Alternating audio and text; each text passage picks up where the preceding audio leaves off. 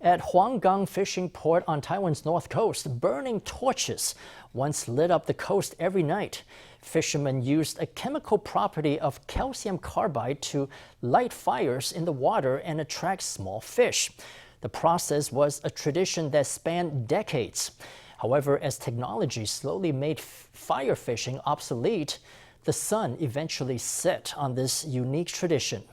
In the years that followed, a handful of fishermen sought to revive the technique. Let's hear their story.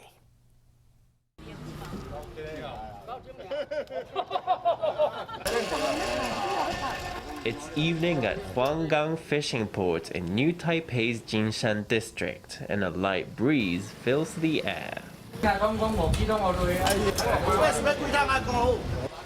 However, the fishers are too busy with work to enjoy this reprieve from the day's heat.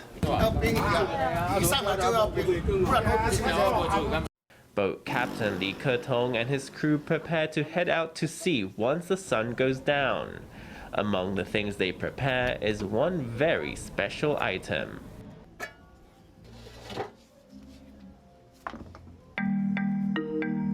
These rock-shaped clumps of calcium carbide are referred to colloquially as electric rocks.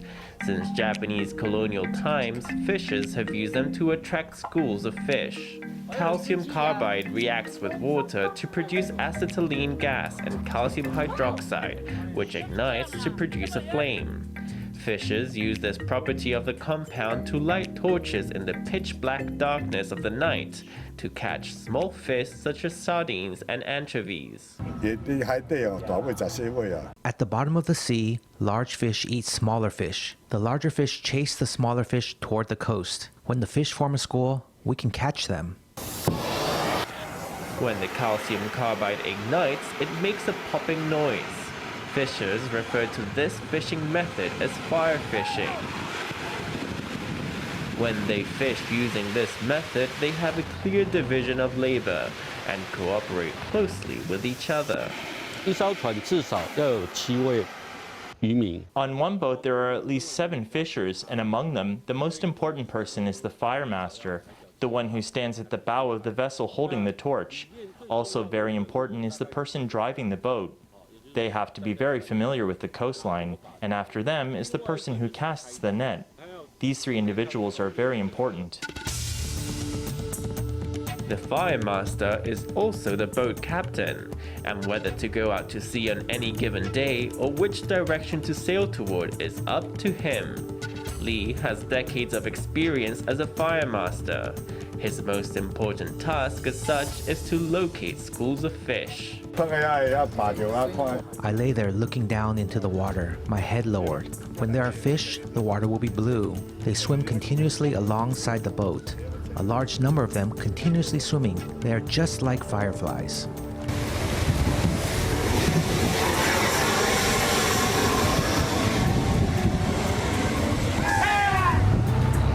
In the early days of the indigenous peoples, there was a subgroup of the Ketagalan called the Basai who lived near Taiwan's northern coast. There are records that say that the Basai used fire to catch fish like this, along the coast from Nanfang Ao up to Danshui. In fact, the records say there were 200 to 300 boats and waters along the coast that engaged in fire fishing.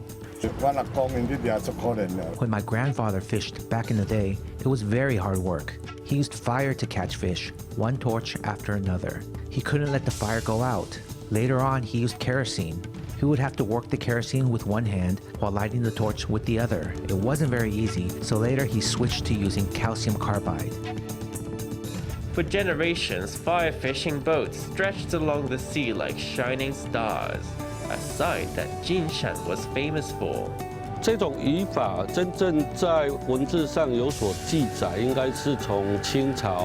fishing method was actually first recorded in a Qing Dynasty era text. During that era, there were quite a lot of literati who visited Taiwan to explore, and they gave names to some of the areas on the island.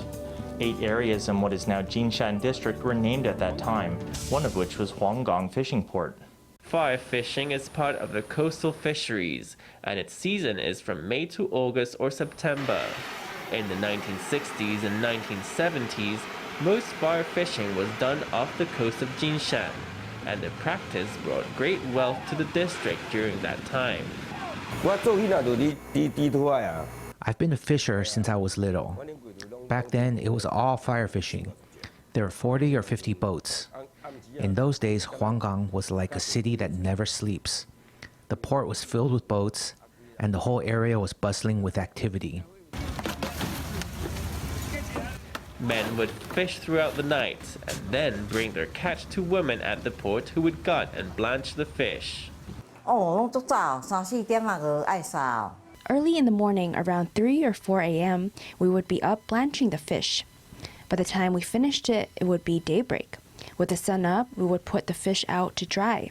We'd first lay it on the ground and wash it, and then leave it there to dry. If the weather was good, the fish would dry out within a day. In an age of scarcity, dried fish would be a welcome sight on the dinner table for many Taiwanese families.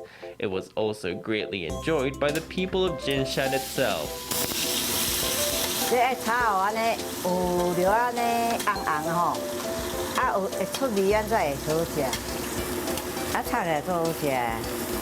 Sauteed with just some light seasoning, the Jinshan cooking method retains the natural flavor of the fish.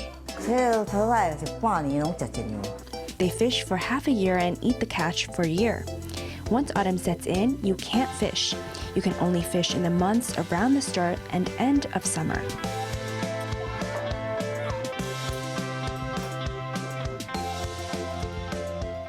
The practice of fire fishing, which was once profitable for Jinshan, fell into a crisis after the 1980s.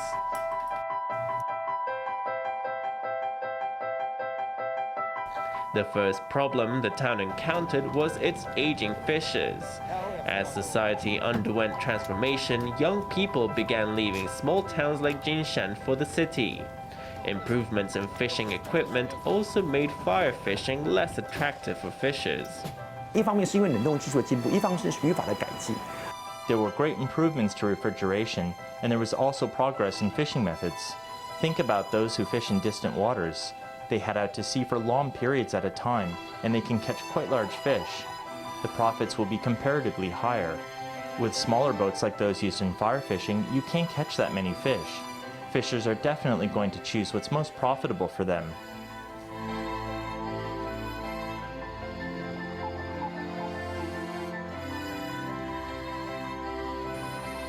Coastal fishers now typically use electric lights, and their equipment makes it possible to do the job with only 1 or 2 people. This means the threshold for getting started is much lower than for fire fishing. Social prosperity has also replaced dried fish with fresh meats and poultry on the dinner table. The market for dried fish has shrunk. Due to this and other factors, during the 1990s the number of fire fishing boats dropped down to just 1, and then it too threw in the towel. The flame had extinguished for Taiwan's fire fishing industry. 10 years later, a group of fire fishers gathered up their old equipment and headed back out to sea again. In the years that followed, 3 more fire fishing boats followed suit.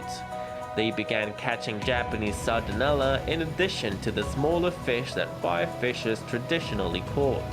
后来有一个契机，就是因为台湾当时澎湖养那个石斑鱼，那石斑鱼它据说它很喜欢吃这种菜啦，就是这种青鳞鱼。An opportunity came along when fish farms in Penghu began raising groupers. Since groupers like to eat Japanese sardinella, this was a way for fire fishers to maintain their livelihood. Another important point is that groupers are very profitable. So the Japanese sardinella caught by the fire fishers could be used as feed for the groupers. When sold as feed, 36 kilograms of Japanese sardinella sells for only around 300 NT. However, as long as fishers can catch lots of the fish, this price is still worth the effort. In the past, in this boat's heyday, there was a year we earned over 400,000 NT, almost 500,000. In 2011, the fire fishers featured in National Geographic in an award-winning feature by photographer Shi Hongxiu. Then, in 2013, photographer Zhang Mingzhi's photos of firefishes in action were featured in both the Chinese and English language versions of the magazine, bringing the traditional practice to the attention of readers both in Taiwan and abroad. When the calcium carbide ignites, the sound scares the fish. They jump out of the water. Sometimes when the fish are at greater depth, we have to find a container in the boat to bang on in order to get the whole school of fish to jump out of the water. Fire fishing has a beauty to it created by the intertwining of light and sound. It also has a human element to it, from being passed down through generation after generation. In 2015, the new Taipei city government recognized fire fishing as a cultural asset, and the 4 remaining fire fishing vessels finally gained recognition. But the honor was short-lived. On March 10, 2016, an oil tanker ran aground along Taiwan's northern coast, spilling oil into the sea and once again putting an end to the practice of fire fishing. With crude oil polluting the marine environment, the number of fish in the water dwindled. Fire fishers were forced to find work elsewhere, and this age-old fishing method entered a transitional period. Join us next week to find out what happened next.